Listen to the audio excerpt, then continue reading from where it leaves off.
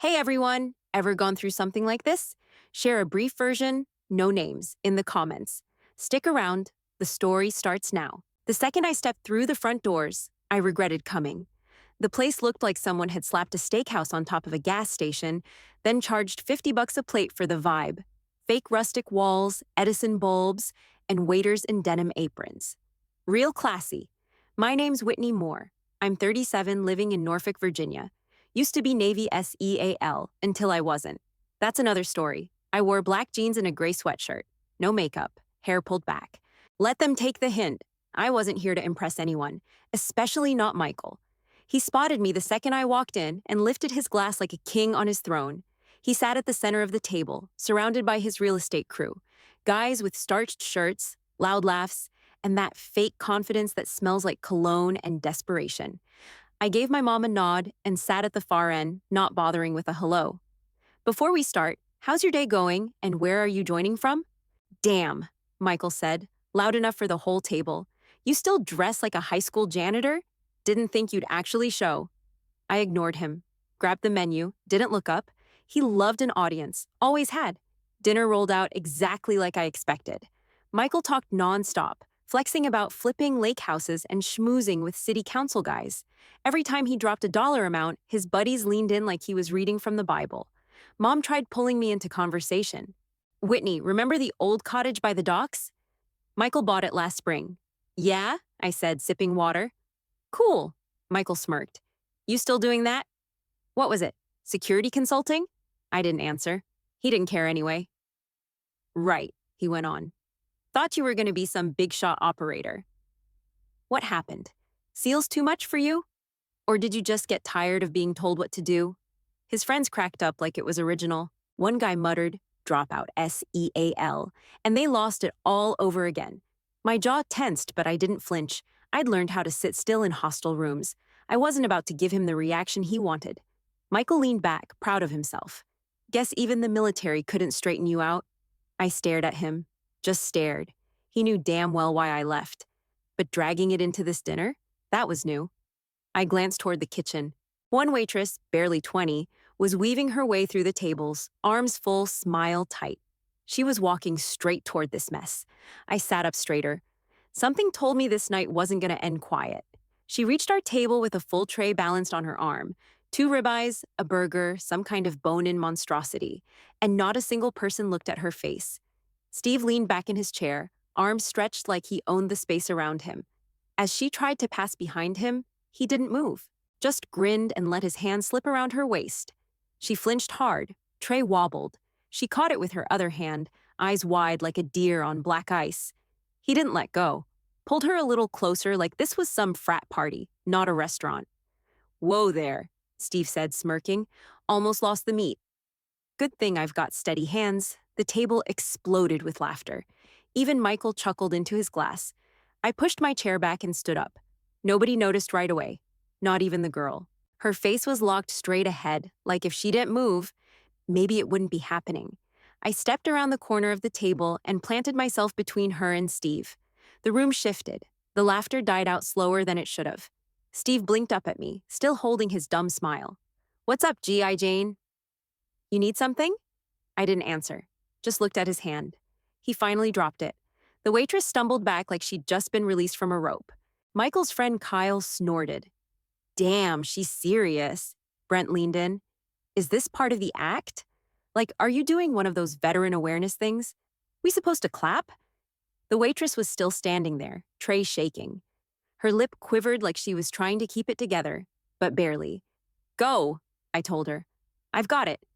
She hesitated, then turned and disappeared toward the kitchen without a word.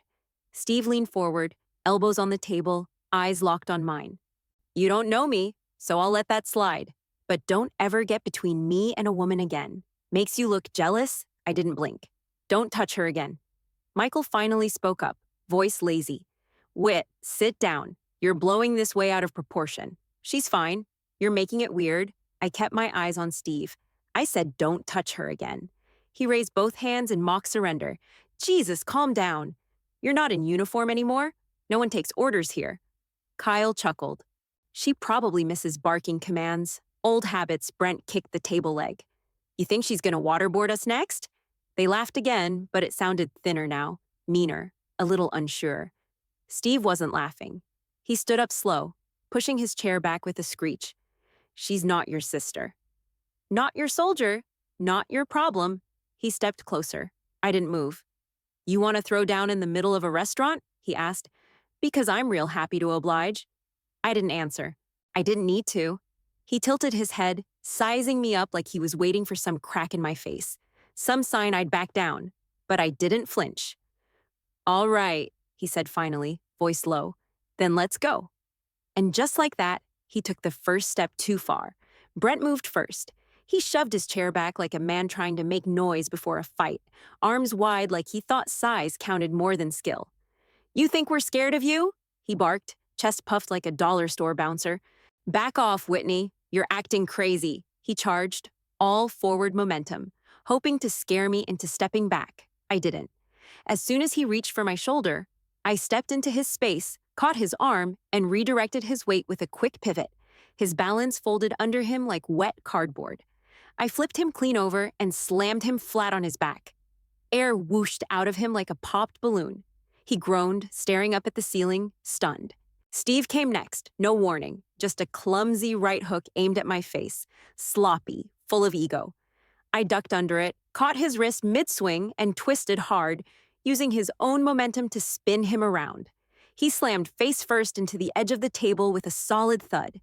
Silverware and steak knives flew, plates clattered, one glass shattered. People screamed, chairs scraped back. The whole section of the restaurant shifted into panic. Kyle hesitated.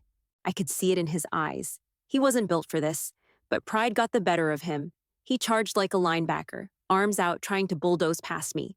I dropped low, swept his legs out from under him, and sent him crashing flat on his back. His head bounced off the tile with a hollow thump. He stayed down, groaning. It hadn't even been 20 seconds. I stood in the middle of it all, breath steady, pulse calm, just like we trained for. Not one drop of blood, not one unnecessary move. All three of them lay sprawled around me like broken mannequins. Dead silence spread across the restaurant. Every head turned. Phones were already out, eyes wide, forks midair. Then I looked at Michael. He hadn't moved. Fork still frozen halfway to his mouth, a piece of filet dripping sauce onto the table. His jaw slackened, but nothing came out. No jokes, no defense, just shock. A woman near the bar whispered, "Holy shit." Someone else said, "Is that on camera?" My hands were still open, relaxed. I scanned the room. Staff, diners, kids. No one else looked in danger. Just three jackasses on the floor and one big brother realizing he didn't know a damn thing about his sister. Brent tried to sit up, groaned again. Steve clutched his arm and muttered something under his breath, too stunned to stand. Kyle just stared at the ceiling like it betrayed him. Michael finally moved. He lowered his fork and set it down slow. His mouth worked like he wanted to speak but couldn't find the words. I turned away from all of them and walked toward the back, calm and clean, like nothing had happened. I passed the waitress near the kitchen door. Her eyes were wide and full of something I couldn't name. Relief, maybe, or disbelief. She didn't say anything. She didn't have to. I stopped just long enough to check her hands, still shaking. I nodded once, then stepped past her, toward the manager's office. By the time I reached the hallway near the manager's office, phones were everywhere. People stood up from their booths, holding them high, some narrating like it was a sporting event. A woman near the hostess stand said, "That lady dropped 3 dudes in like 10 seconds." The waitress followed me, still rattled. I looked back once. She paused, then pushed the kitchen door open and disappeared. A guy in a dress shirt, maybe mid-30s with a Bluetooth in his ear, met me halfway down the hall. "I'm the manager," he said, hands raised. "We saw the whole thing. Security cameras got everything." "Good," I said. He motioned me toward his office. "I'd like you to wait in here, if that's okay. We've already called the police. Not to press charges. We just want to document this officially." For liability, I nodded once and stepped inside. About 5 minutes later, the waitress came in. Her name tag said Ava. She stood just inside the doorway, arms folded tight across her chest. "I'm sorry," she said. "I didn't know what to do." "You don't need to be sorry," I said. "You did nothing wrong." She nodded, eyes glassy, and stepped out again. From inside the office, I could still hear the restaurant buzzing. a mix of confusion, excitement, nerves. Nobody was eating, everyone was talking. One guy even shouted, "She's former military, I think." Navy something. Then came the knock. The manager opened the door, and there stood two uniformed officers, one man, one woman, both calm, both alert. "You the one who put those guys down?" the male officer asked. "I am," I said. I stayed seated. The female officer looked to the manager. "Security footage?" He pulled it up on the monitor. We all watched it together. Brent charging first, Steve's wild swing, Kyle's weak attempt, me, cool and controlled, stopping each one without laying a single extra hand. No strikes. No excessive force. "She didn't hit anyone," the manager said. "She just stopped them." Fast, the female officer nodded. "That's control, not aggression." Ava stepped in behind them, eyes steadier now. "Steve grabbed me," she said, loud enough to cut through the buzz outside. "He put his hand on me, held me there." The officers turned. She went on. "She didn't touch him until after that." She told him to stop. Twice, Michael's voice cut in from the hallway. "Look, I think she just snapped. She's ex-military. PTSD, maybe. She's had issues. She was discharged?" "Dishonorably?" the male officer asked. Michael blinked. "I mean, I don't know the paperwork." "Then don't speculate," the officer said. A couple patrons stepped up behind Michael. One of them, a woman in a red blouse, pointed at him. "You laughed when your friend grabbed that girl. We all saw it, and now you're trying to blame her?" Another man added, "She saved that waitress from being assaulted. You should be thanking her, not throwing dirt." Michael looked around and realized something. The room wasn't with him. The officers asked a few more questions, calm, thorough. Ava repeated her story. The manager backed it. So did a couple guests, including a father sitting with his teenage daughter at a nearby table. "Based on the footage and the statements," the female officer said, looking at me, "you acted lawfully. We won't be pressing charges." I nodded. "No thanks, no celebration. Just facts." Michael just stood there, lips pressed tight, eyes dark. He looked smaller now, shrinking by the second. The officers exited. Ava stayed behind with the manager. I stepped back into the dining area. Michael didn't say a word, just watched me walk past, surrounded by the silence he couldn't fill anymore. I was barely out of the parking lot when my phone lit up. Missed calls, messages, a video link with the caption, "Woman drops 3 men in steakhouse."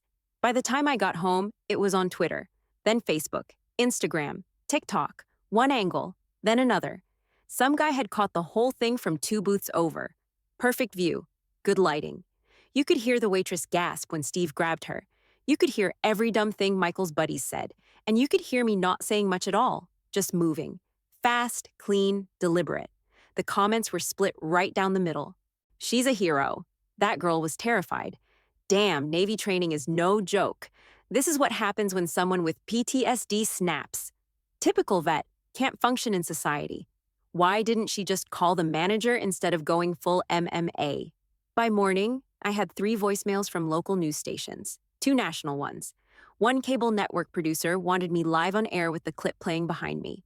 Another emailed asking if I still had my uniform and if I'd be willing to wear it during the interview for context. I didn't answer any of them. A reporter showed up outside my apartment mid-morning. I watched him from the window as he practiced his lines to the camera. I closed the blinds and let the coffee go cold. Then came the email from a lawyer representing Steve. Something about bodily harm, escalation, loss of income due to public humiliation, like his bruised ego was worth a settlement. I forwarded it to my attorney, friend of a friend, XJAG, sharp as hell. She called me 10 minutes later.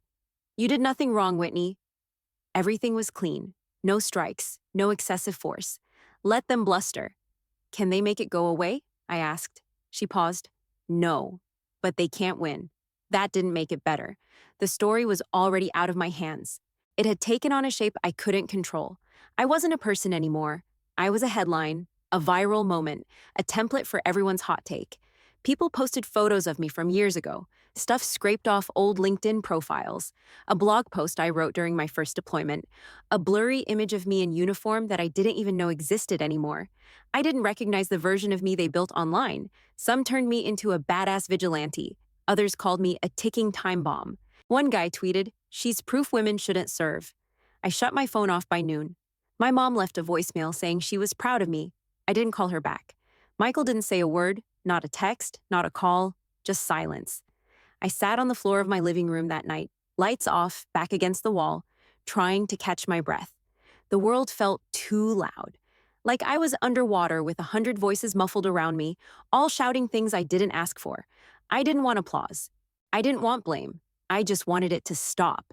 Then came a knock on the door. Not a reporter this time, just a delivery, 2 manila envelopes, legal-sized. I opened the bigger one. Inside, screenshots, documents, timelines. Steve was serious, but so was I. I set the envelope on the kitchen counter and just stared at it. My lawyer would handle it. That wasn't the problem. The problem was what the waitress's face did to me, what it triggered. I hadn't thought about Somalia in years. Not the whole thing. I'd locked most of it up and tossed the key. But the look in Ava's eyes, that frozen panic, was the same damn look I'd seen halfway across the world, in a concrete hut with no roof and no warning. That night in Kismayo, we were supposed to hit a weapons stockpile. Intel was bad, rushed. Our CO wanted it done by sunrise for some political stunt. We dropped in fast, doors were already open. Something felt off. We breached anyway. Inside wasn't a weapons cache. It was a family. A woman, young, maybe 25, and 3 kids clinging to her legs, wide-eyed and shaking. One baby in her arms. No men, no threats, just fear. We had 20 seconds to clear and move. Command didn't care. They told us to torch it anyway. Said insurgents had stashed gear there before, so we couldn't risk it. I hesitated. I remember my weapon shaking, just a little. I knew better. But I followed orders. We pulled out. The strike came 2 minutes later. Fire lit up the skyline. I didn't even look back. 3 days later, I wrote the report. Honest, by the book, detailed. Too detailed, I guess. My commanding officer called me into his tent. "You don't get points for honesty," he said. "You get silence. That's how this works." The official story scrubbed everything. No civilians reported. No hesitation. No mistake. I was rotated out 6 weeks later. No charges, no media, no hearing. Just gone. Like I'd never been there. And I let it happen. I let them bury it because I was scared. Scared of losing the only identity I'd ever known. I don't know why that night came roaring back while I stood in my apartment, looking at a damn envelope. But it did. Every second of it, every detail. And Ava's face was the trigger. That blank, scared stare. She looked just like the Somali woman. Different language, same fear, same powerlessness. Back then, I froze. I hesitated when I should have spoken up, stepped in, stopped it. I didn't protect anyone. So when Steve grabbed Ava, I didn't think. I moved. It wasn't about going viral or being a badass. It wasn't about Michael or my reputation or what people online wanted me to be. It was about never making that mistake again. I stepped in because I owed it. Not to Ava, to the woman I didn't save. The kids I let disappear in fire and ash. The part of myself that still woke up some nights hearing them scream. I wasn't trying to be a hero, I was fixing a failure. One nobody else knew about. But I did. I picked up the envelope again, took a breath, and walked it to the shredder. Let Steve try. 3 days after I shredded the envelope, the article dropped. I didn't know it was coming. No one gave me a heads up. My phone started buzzing just after 7 in the morning. At first, I thought it was more trolls or reporters asking for another soundbite. But then I saw the headline getting passed around. "The woman who said no. Inside the silent discharge of SEAL operator Whitney Moore." It was long, deep dive stuff. Written by some young journalist named Lily Tran, early 20s, fresh out of Northwestern. She'd submitted FOIA requests, found deployment logs, connected dates, pulled fragments of my file that weren't blacked out. And she got it right. She laid out Somalia without naming the family, talked about the strike, the conflicting reports, the delay between my written statement and my sudden reassignment. But what hit hardest were the quotes. She was the only one in the room with a conscience. Leadership didn't like it, but she was right. She saved lives that day by refusing to lie. No names attached, but I knew those voices. I could hear them clear as day. Guys I served with. One of them used to sit across from me at Chow, always quoting movies. Another was my bunkmate in Djibouti, the only one who knew about the migraines. I read it all twice, then shut my laptop. Within hours, it was everywhere. NPR, CNN, Fox, Reddit, TikTok, veteran forums, mom blogs. People had opinions, loud ones. Some called me a traitor. She's the reason morale breaks down in combat. If she couldn't follow orders, she shouldn't have worn the uniform. Others put me on a pedestal I didn't ask for. She's a damn patriot. She's what honor looks like in real life. Finally, someone who stood up instead of falling in line. I got messages from veterans I'd never met, some angry, some grateful. One Marine wrote, "Wish we'd had someone like you in Fallujah." Another said, "You cost good men their careers." I didn't answer any of them. I wasn't there to debate my past. Producers circled again, this time with bigger money. One offered a book deal. Another wanted me on a panel for a docuseries about moral courage in the armed forces. Someone even sent mock-ups of a possible podcast brand using my face. My face. I turned them all down. Every one. I didn't want to be a symbol. Symbols are clean, easy to package, easier to tear down. Real people are messy. I had blood on my hands, some literal, some not. Nothing about my story fit into a headline. I didn't regret the article. Lily had done her homework. She respected the truth. She didn't come after me with cameras or baited questions. She just laid it out and let the public react. That part I could live with. But what I couldn't stand was watching everyone try to own my name, build platforms off it, fight over it. I was done being a prop. So when a local reporter asked if I wanted to issue a statement, I said, "Yeah?" She clicked on her recorder. I looked straight at her and said, "I did what I did. If people want to argue about it, let them. But they're not going to use me to sell ads or boost their careers. I'm not your hero. I'm not your villain. I'm just done being quiet, and that was it. That was the only thing I gave them." I stood up, handed her back the mic, and walked out. By the following Monday, the headlines had shifted, but not away from me. This time, they turned on Michael. Someone clipped the part of the steakhouse video where he laughed, clear as day, when Steve grabbed Ava. Then someone else pulled an older post of his from a Chamber of Commerce speech where he called me a dropout who never stuck to anything. That one blew up fast. Side-by-side screenshots started popping up online. One of me flipping Steve into a table, the other of Michael sitting back, fork in hand, smirking like a clown. The comments were brutal. Guy mocks a Navy SEAL while selling condos. No wonder she doesn't talk to him. This guy wrote his sister's silence straight into public office. His name trended for 2 days. Then came the real fallout. He got pulled from the board of a local business alliance he helped start. Quietly, at first. Just a line in a press release. Mr. Moore will be stepping away to focus on personal matters. His real estate firm pulled his face from their website. No announcement. Just scrubbed him clean like he never existed. But the real crack came from inside. His wife left. I didn't find that out through gossip or news. I saw it in a Facebook comment. Someone tagging a friend under a post and writing, "Did you hear?" Anna moved out. Took the kids last night. I didn't celebrate it. That wasn't mine to feel good about. But I'd be lying if I said I felt bad. He built his whole life around control. Status, money, reputation. It all fell apart the second people saw him without the filter. A week later, I got the email. Subject line, "I don't know who you are anymore." Just one sentence in the body. "I don't know who you are anymore, but I hope someday you come back." No hey, no love Mike, just that. I stared at it for a while. Not because it hurt, because it proved what I already knew. He never knew me. He knew the version of me that kept quiet so he could be loud. The one who showed up to family dinners, sat in the corner, didn't challenge him in front of his friends. He liked that Whitney, flat, passive, easy to dismiss. But the real me? The one who stood up when no one else did? He never saw her, never tried to. He didn't want a sister. He wanted an accessory, a character in his story that made him look like the strong one. And now, with the lights flipped on and everyone seeing the truth, he didn't recognize me at all.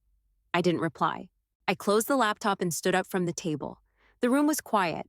My apartment felt lighter than it had in days, not peaceful, just less crowded. I left the message in my inbox, marked it unread, walked to the window, opened it wide, and let the late August air hit me straight in the face. The text came at 7:12 a.m. "Can we talk? Riverside Park." Near the footbridge, I didn't respond right away. I wasn't sure I wanted to hear anything else from him.